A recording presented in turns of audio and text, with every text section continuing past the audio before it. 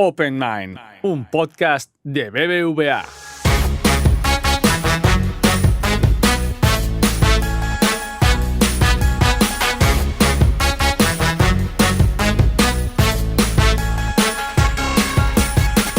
Hola, muy buenas, soy Dori. Aquí Sara y Paz.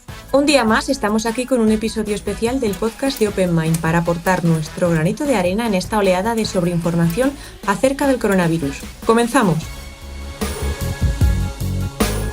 La pandemia del virus SARS-CoV-2 ha hecho que muchas palabras científicas y tecnicismos hayan dado el salto a la primera línea. Palabras de nicho, propias de contextos muy específicos y que no tenemos por qué entender de repente. Por eso, hoy queremos hacer un esfuerzo por comprenderlas mejor y bucear en algunos conceptos científicos que nos ayudarán a asimilar mejor toda la información que estamos recibiendo actualmente. Y comenzamos con la primera línea de batalla de esta enfermedad, los profesionales de la salud. La enfermedad COVID-19 está siendo retadora para todos los profesionales de la ciencia y de la sanidad, sin duda. Y no sé si sabíais que además justo este mes se ha celebrado el Día Mundial de la Salud. Sí, y además este año nos ha pillado en una situación un tanto crítica. Pues sí, la verdad, aunque esta celebración tiene una historia de más de 50 años. El Día Mundial de la Salud se celebra anualmente desde 1948, el 7 de abril, para conmemorar la fundación de la Organización Mundial de la Salud. Y cada año se escoge un tema específico que en ese momento resulte prioritario para la organización. Y se da la circunstancia de que en 2020 se escogió destacar el papel fundamental que desempeñan los profesionales de enfermería y partería en los sistemas de salud y hacer un llamamiento para fortalecerlo. Esta decisión se tomó mucho antes de que se desencadenara la crisis que estamos viviendo. Pues parece un homenaje bastante oportuno. Justo, la verdad, casualidad o no, en estos momentos está quedando más que nunca demostrada su posición indispensable en los sistemas de salud. Y de hecho, por ejemplo, en la sanidad madrileña se necesitan sobre todo enfermeras y enfermeros, y especialmente aquellos que tengan experiencia en cuidados intensivos. Así que, bueno, desde luego es un buen momento para destacar el papel que tienen estos profesionales y este sector además muy feminizado, porque ¿cuál creéis que es el porcentaje de mujeres en este oficio? Pues bastante mayoritario, o al menos así es en el imaginario colectivo. Pues sí, efectivamente, es una actividad muy protagonizada por mujeres. Según el informe de profesionales sanitarios colegiados en 2018 en España, solo el 15,8% del total de enfermeros colegiados eran hombres, frente a un 84,2% de mujeres. Y de hecho, el origen mismo de la enfermería moderna también tiene un nombre femenino, el de la británica Florence Nightingale, que a mediados del siglo XIX y en contra de los deseos de su familia estuvo cuidando a los heridos de la guerra de Crimea y popularizó el oficio de la enfermería entre la población femenina de la época victoriana, fundando una escuela de enfermería a su regreso de la guerra que sigue en pie hoy en día. Pues desde luego aprovechamos desde aquí para agradecerle a Florence el nacimiento de esta profesión y a todos los que la ejercen la labor que están haciendo estos días. Nosotros y también todos aquellos que no podamos luchar en este frente sanitario, sí que tenemos desde el confinamiento una herramienta para frenar otros contagios también muy peligrosos, las noticias falsas y los bulos sobre el virus que ha desatado esta pandemia.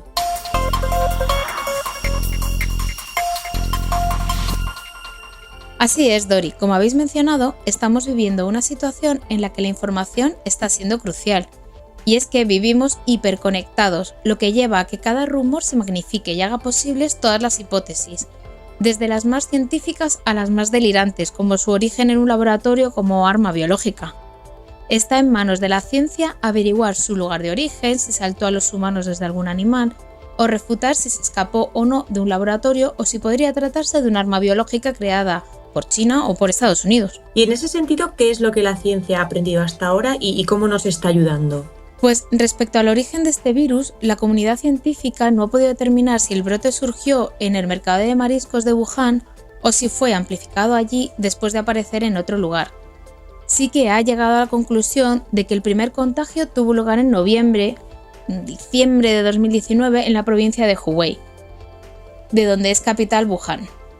Con esta información, los científicos pueden estudiar cómo evolucionan los contagios, cómo se ha propagado y prepararse para futuros brotes. Vale, entonces eso es en cuanto al momento en el que surge, pero el tema de si se debió al consumo de animales salvajes se ha aclarado. Sobre este tema, es decir, saber si saltó a los humanos por comer murciélagos o pangolines, como se dice, todavía se está investigando. Un estudio publicado en Nature Medicine está repasando y comparando todos los datos genómicos que se han analizado hasta ahora sobre este nuevo patógeno e hipotetiza sobre los escenarios en los que podría haber surgido. Según el estudio, este nuevo virus es muy similar, como en un 96%, a otros coronavirus presentes en los murciélagos, lo que nos indica que es probable que este animal sirva como reservorio. Sin embargo, algunas características de sus proteínas apuntan en otra dirección, la de los pangolines, en los que se ha encontrado un coronavirus genéticamente menos parecido al humano, pero con unas proteínas más parecidas a las del virus humano. Espero con esto podamos zanjar las conspiraciones de laboratorio y que se fomente un poco más la conciencia sobre el control del proceso alimentario en vez de la especulación. Efectivamente, Dori, y para aclarar los rumores sobre su origen natural o de laboratorio, que es ahora un recurso más de la rivalidad entre Estados Unidos y China, nos basamos en un estudio dirigido por Christian Andersen, investigador del Instituto Scripps de Estados Unidos, en el que dice que ha llegado a la conclusión de que este coronavirus se originó en la naturaleza, ya que no existe huella genética de que el virus se haya construido con ninguno de los sistemas conocidos de ingeniería genética para coronavirus.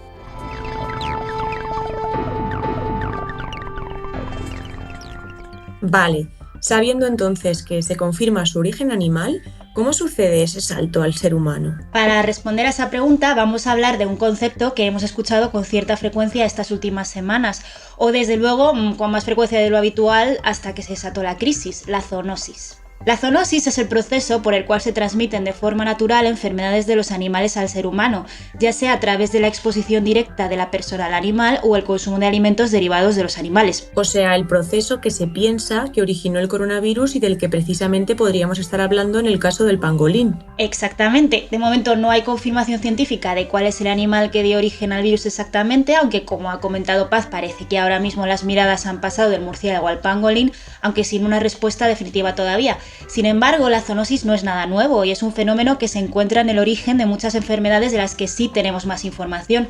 De hecho, un informe de la Organización de las Naciones Unidas para la Alimentación y la Agricultura del año 2013 aportó un dato clave. Un 70% de las nuevas enfermedades que han surgido en los seres humanos en las últimas décadas son de origen animal. Nos podemos remontar a la Edad Media y la peste negra, que se considera la epidemia más letal de la historia de la humanidad, ya que se calcula que costó la vida a unos 50 millones de personas en el siglo XIV. Es una enfermedad que se contrae a través de una bacteria presente en pequeños mamíferos y en las pulgas que los parasitan. Y las condiciones de vida en la Edad Media propiciaron los contagios masivos, ya que la población tenía mucho contacto con las pulgas y con otros parásitos de las ratas. Otro ejemplo de zoonosis vírica que me viene a la cabeza, es decir, zoonosis que se transmite por un virus y que no es el famoso virus que causa la enfermedad COVID-19, es el de la rabia, una gran conocida. La rabia es una enfermedad infecciosa transmitida en un 99% de los casos por perros domésticos a humanos, a través de mordiscos o arañazos. Una vez se manifiestan los primeros síntomas, esta enfermedad acaba siendo mortal en casi todos los casos.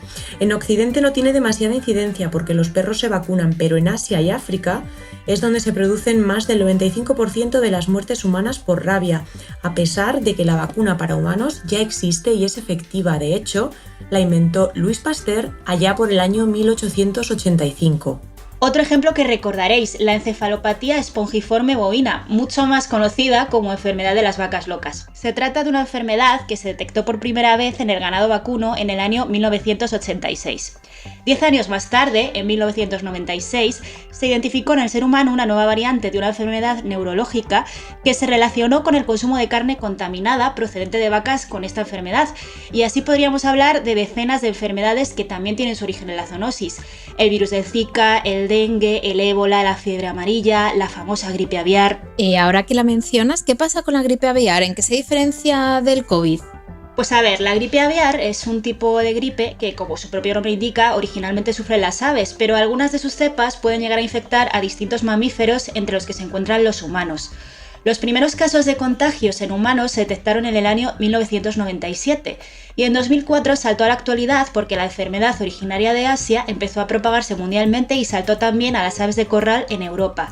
De hecho, en el año 2005 la Organización Mundial de la Salud dictaminó que había un riesgo real de que se convirtiera en pandemia en un futuro próximo y desde entonces La gripe aviar no se ha ido y, por ejemplo, en el año 2013 volvió a las noticias porque una nueva cepa causó cientos de personas infectadas en China y varios fallecidos. Entonces, ¿en qué radica la diferencia esencial con el COVID-19? Pues la gran diferencia es que de momento la gripe aviar no se transmite de persona a persona, aunque parece que existen algunos casos documentados, es algo muy excepcional. Sin embargo, como sabéis, la enfermedad de COVID-19 sí es muy contagiosa entre personas y esa es la gran diferencia. De originarse en el futuro una cepa de la gripe aviar que sí superara esa gran barrera que es el contagio entre humanos, lamentablemente sí que podríamos hablar de un peligro de pandemia, tal y como advirtió la Organización Mundial de la Salud hace 15 años, dada la elevada mortalidad que han tenido algunas de sus cepas en las personas. Pues toquemos madera.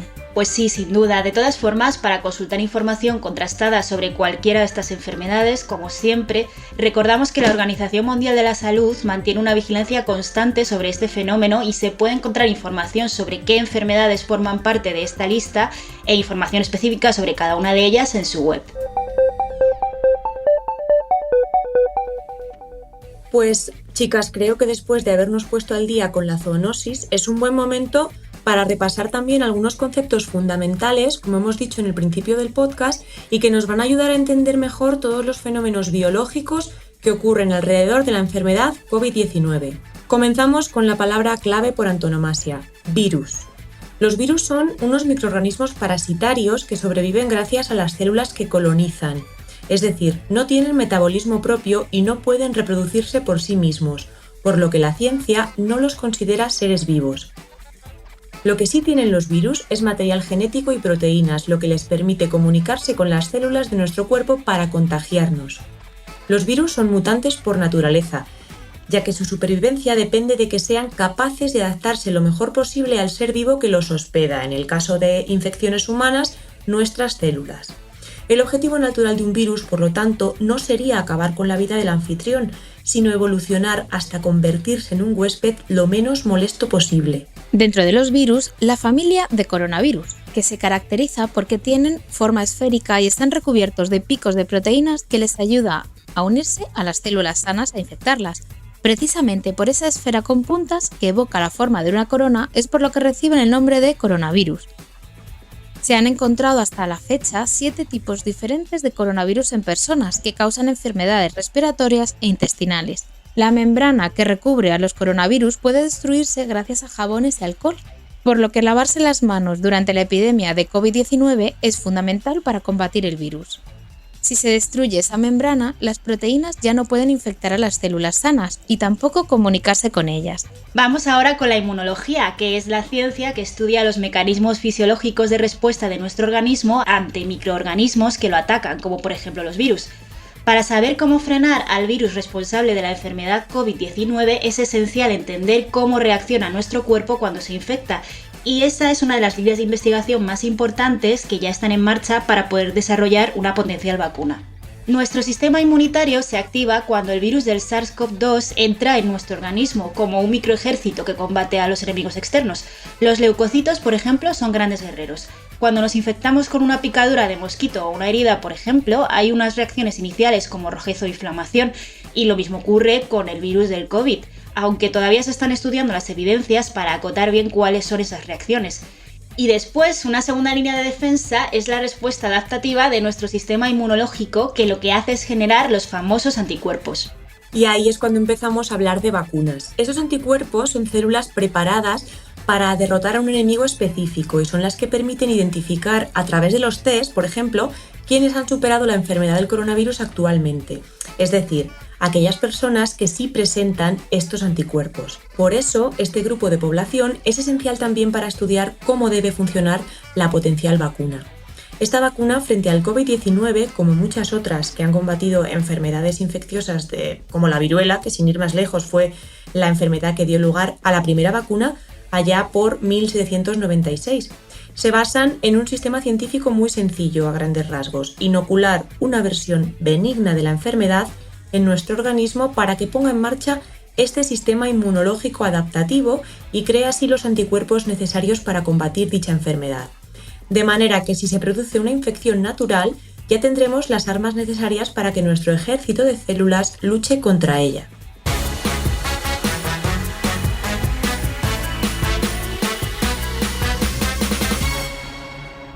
Pues bien, chicas, yo creo que hasta aquí hemos hecho un buen repaso sobre parte de la ciencia que hay detrás del COVID-19 y que creo que es algo muy importante, porque como bien hemos venido recordando, para estar bien informados tenemos que comprender determinados conceptos y así podremos vencer además la incertidumbre inevitable de una situación como la que estamos viviendo actualmente.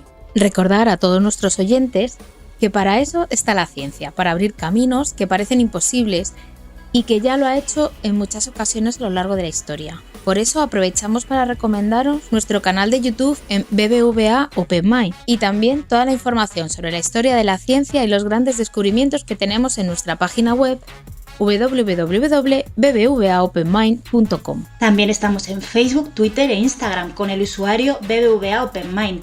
Y ya sabéis que, como siempre, podéis escuchar todas las entregas de nuestro podcast y otros podcasts de BBVA en iVoox, Apple Podcasts, Spotify, Google Podcasts y bbva.com. Gracias por escucharnos un día más. Volvemos pronto con un nuevo episodio. Gracias, hasta la próxima. Gracias, un placer.